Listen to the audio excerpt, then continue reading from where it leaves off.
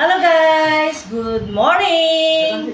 Ngayong umaga, tanghali pala, magluluto tayo ng sinigang na baboy. So mayroon po tayong baboy yan. Ito, yung sa tiyan po ito, yan. Pork belly.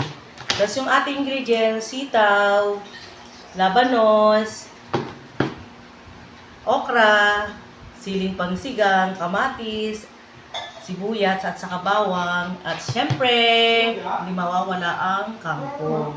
So guys, pag nagluluto po ako ng sinigang, marami po talagang gulay kasi mas gusto nila yung gulay. Yan guys, magluluto na po tayo.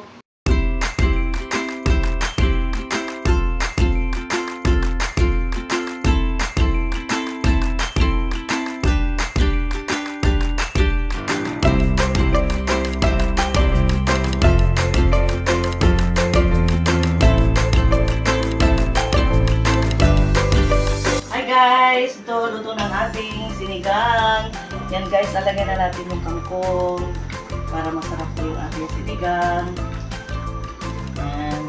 A minute lang, luto na to guys. So, pwede na tayo magtanghalian.